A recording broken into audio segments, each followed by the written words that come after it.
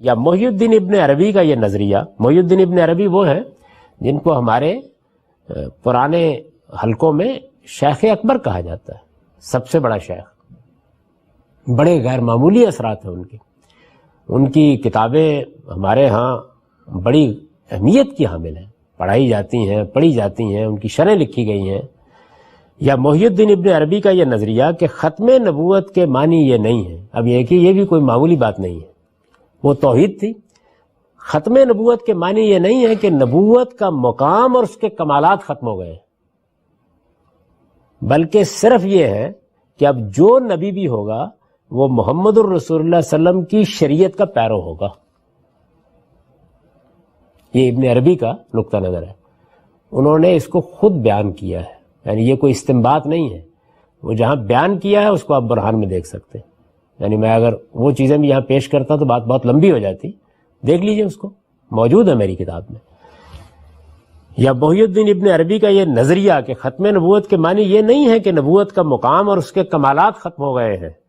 بلکہ صرف یہ ہے، یعنی وہ کہتے ہیں کہ ختم نبوت کی آیت ہے نا قرآن مجید میں، اسی سے آپ استدلال کر رہے ہیں،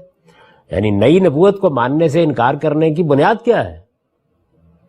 وہی آیت جو سورہ احزاب میں ہے، وَلَٰكِن رسول اللہ و خاتم النبیین، تو نبی صلی اللہ علیہ وسلم اللہ کے رسول ہیں اور خاتم النبیین ہیں۔ تو خاتم النبیین کا مطلب ہم کیا سمجھتے ہیں کہ نبوت اپنے ہر مفہوم میں ختم ہو گئی ہے، یعنی اب رسالت میں آپ صلی اللہ علیہ وسلم نے گویا مہر کر دی ہے، وہ نبیوں کی مہر ہے، سیل آف دی پروفٹس ہے، یہی مانتے ہیں نا۔ تو یہ کہتے ہیں کہ ختم نبوت کا یہ مطلب نہیں ہے، غلط سمجھا آپ لوگوں نے۔ یہ بزرگ جو ہے اور بہت بڑے آدمی ہیں، یعنی مسلمانوں کے ہاں شیخ اکبر کہا جاتا ہے ان کو۔ ختم نبوت کے معنی یہ نہیں ہے کہ نبوت کا مقام اور اس کے کمالات ختم ہو گئے ہیں، بلکہ صرف یہ ہے